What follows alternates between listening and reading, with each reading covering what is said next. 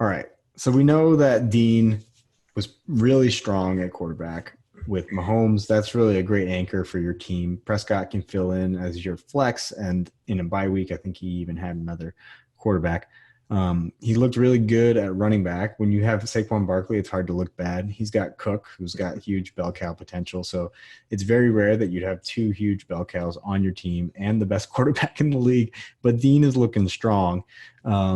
He He looked was a little, strong last year too. yeah, he had a For good playoffs. season.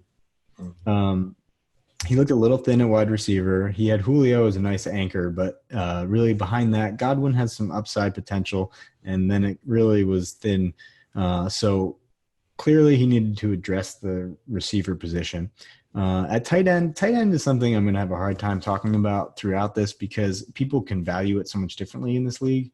I mean, it's premium scoring, but you don't have to start one. So it's not like you can really stranglehold the market on tight ends. Yeah. You don't get the same sort of positional advantage. Right. People can end around you with, just like end around that need. It's not a strong need. And there's only so many productive tight ends in the NFL. It's really limited. It's like the most limited offensive position. Yeah. So if I see that, you're thin there, that's not the worst thing. And, when Dean drafted it, it seems pretty clear that he addressed all of the gaps that he had on his team. And it explains the N'Keal Harry pick at 102. Guy, you said you didn't like the Isabella pick, and that's basically just where you have him ranked. Is that right? Yeah, that's basically it. I mean, he took Andy Isabella at number 2, and like as you saw on my rankings, Andy Isabella is all the way at 10. Daniel Jones at quarterback, which is good. He got depth with the third ranked quarterback consensus, more or less, in this draft. Drafted 2 tight ends and another wide receiver. So he addressed all of his needs. He got some awesome players. He got that 102 pick from Holden. Yep. He traded back to get more shots at a couple players with Roland J out of that 110 spot. And here's the thing too, is like this is why I had a problem with him picking Andy Isabella, because one, Andy Isabella is all the way down to my rankings, right? And he traded back when he could have picked up McCole Hardman was right there. And if you're not high on him, I mean, he could have taken DK Metcalf, if you guys were high on him, Marquise Brown. They like all of these guys were available.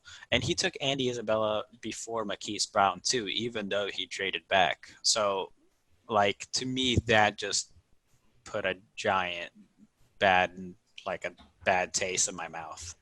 That he could have gotten so many good players, and he ended up getting one guy that's like way down on my rankings. Yeah, it is a positional need for him, and there's a chance that Isabella breaks out. He has some upside, so I don't dock him for that. I think that it was a strong draft. I gave him the best grade of the draft at an A overall. I mean, it's kind of hard to mess up when you have 6 picks in the draft. Yeah. What of those is gonna hit? What did you give him, Guy? I think it was a B plus. Your rankings B minus. The Andy Isabella really got me. Though I did love the Daniel Jones pick too, because he also has Eli Manning on his team, so it's like it's just a perfect fit on his team. The fact that he got there, Dean killed it. Dean killed it. It was really good. Getting both of those tight ends too. He filled it up. It's just the only problem was he could have gotten so much of a better player than Isabella. Wow, so much hate. Yeah. Why do you hate the white McCall Hardman, Guy? I don't understand. Again, he's on the Cardinals. Yeah, that's really all it is.